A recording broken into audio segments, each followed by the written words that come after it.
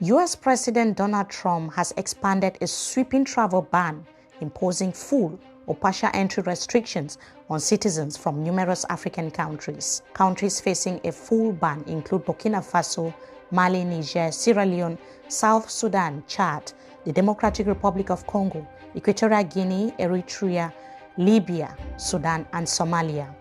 Partial restrictions apply to others such as Nigeria, Senegal, Ivory Coast, Angola, Benin, Gabon, the Gambia, Malawi, Mauritania, Tanzania, Zambia, and Zimbabwe.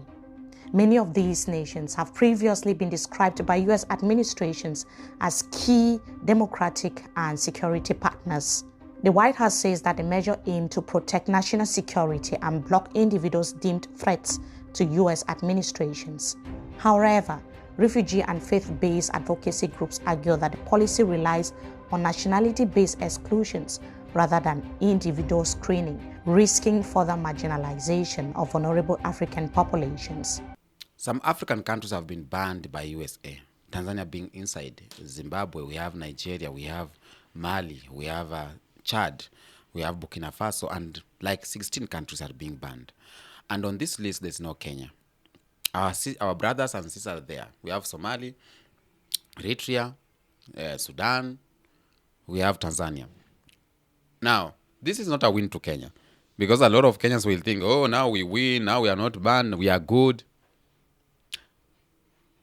Kenya is not affected by Trump-era African bans, not because it is more stable or safer, but because it remains strategically aligned with the US interest.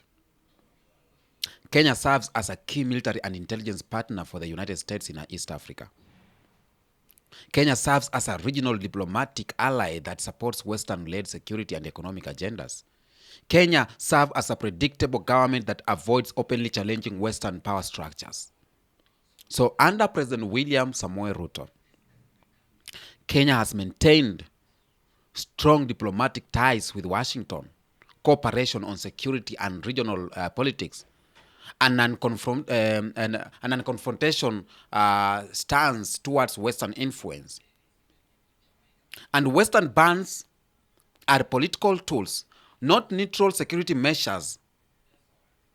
Countries that assert independence, resist Western control, or inspire youth-led ideological movement are more likely to be targeted. And Kenya, despite internal unrest, has not crossed that international red line. And this does not mean that Kenya is free or protected. It means Kenya is currently useful to the system. And that situation is a warning. It's a very dangerous. It's not a compliment. Protection from empire often comes at the cost of a false sovereignty. That's the video I'm going to talk about. This is Neo Africa, where we tell African stories. And again, I'll say this. I'm talking my mind, and you have your mind. Tell me in the comment section what you think. Personally, about this issue of banning countries, it is fear. Trump has fear. And I talked about that when I was talking about Tanzania being banned. Now, as an African countries that face renewed restrictions, like Nigerians, they have had restriction on it, the pressure and bans from Western powers, one question keeps echoing across the continent. Why Kenya has not been banned? We have youths, active youths. We protested, blah, blah, blah. The youths are anti-Western. But why? So this is not about luck or a coincidence. This is about alignment, obedience, and usefulness in a global power system. And today, on Neo Africa, we are asking a difficult but necessary question. Is Kenya spared because its leadership still plays ball with American power, especially Trump-aligned interest? Is it? Because that's what I'm going to break it down. Now, first I want to understand this truth. Western travel bans are not about safety. They are political weapons. They are used to punish defiant governments. They are used to discipline the independence leadership, isolate countries that refuse to obey, to send warnings to others watching. And when African nations reject Western military presence, when African nations question IMF and World Bank control, when African nations move towards economic sovereignty, when African nations aligned with an Western power, they suddenly become dangerous. And this has happened before, and it's happening again and again. So when Kenya is excluded, it demands explanation. It demands explanation. Kenya is not just another African country to Washington. Kenya is a military logistic hub. Kenya is a regional intelligence partner. Kenya is a diplomatic proxy for Western interests in East Africa. Kenya is a counterweight against Pan-African military in the region. And the US has military cooperation agreement in Kenya. The US has intelligence sharing operations. The US has security installation and access points. The US has economic leverage through aids, debt, and NGOs. That means what? That means Kenya is useful. And in global politics, usefulness buys protection. You get me?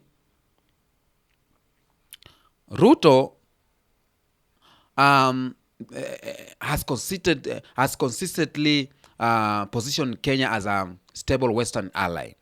He has maintained close diplomatic ties with Washington and avoided strong and Western rhetoric. Ruto has supported Western-backed regional initiatives like the one he took his military to Haiti. He has hosted US officials warmly and frequently, and this is not accidental. This is strategic compliance. In global power systems, leaders who challenge the systems get punished. When they serve the systems, they get rewarded. And Kenya, exclusion from bans reflect that reality. Look at the other countries that are facing pressures or bans. And the common traits: youth-led resistance movement, anti-imperialism rhetoric, resources nationalism, military independence, reduced Western influence. This government represents loss of control. And Kenya, despite internal unrest, has not crossed that line intentionally. The message from Washington is very clear. You may struggle internally, but as long as you serve externally, you are safe. That's the unspoken rule. I know you get that. Okay? But the uncomfortable truth is, Kenyan youths are rising. Kenyan youths are rising against unuseful taxes, against debt, against corruption, against economic suffocation. But global powers do not fear protest alone. They fear ideological independence. They fear anti-imperial unity. They fear continental coordination. They fear youth movement that reject Western dominance. As long as Kenyan leaders blocks that shift internationally, external powers remain calm. And that's why Kenya is spared. Now, to my Kenyan people, this is not a praise. It's a warning. Let's be clear. This is not compliment to Kenya. It is a warning. When a country is protected by empire, it means its sovereignty is compromised. Its leadership is predictable. Its economy is externally controlled. Its youth's aspirations are managed, not empowered. Freedom does not come with protection. Freedom comes with consequences, and history proves this. True African liberation has never been rewarded. Nkrumah was removed. Lumumba was murdered. Sankara was eliminated. Gaddafi was destroyed. Why? Because they stopped being useful. They stopped washing the shoes of the US. They stopped licking them ass. And Kenya today is useful. But usefulness is temporary. Let me say that. So Africa must stop asking, why are they banning us? No. Start asking, what must we do? What must we do so their approval no longer matters? What does we do as African countries so that we does not beg, so that we does not ask permission to do some things? And Ibrahim Traore unlocked that. Mali unlocked that. No bans can stop continent that trade with itself. No bans can stop countries that build its own institution. No bans can protect stop a continent that protects its youth. Kenya is not banned because bado Kenya It still fits in the system. And the real question is, how long do Africans want to remain inside a system designed to control them? How long? So this is not a win for Kenya. I see Kenyans on the social media saying, oh, Tanzania are banned, we are not banned, we are good people. We are not good people. We are still locked in the cage. We are still chained in the mind, psychological war. We are still the dogs. We are still eating what they throw at us. That's why we are not banned. This is not a win. So please, stop that. Stop that. Let us be banned and start building our own. I saw a president going in the US last day, a week or 2 weeks ago, and he was like there, when he look at Trump's face, he smile, just to, what will I say? To make him happy, And that, it is something that wonders me. Why do we celebrate being aligned with the states? The states should be the ones celebrating to be aligned with us, because we got everything we need. Until next episode, peace out.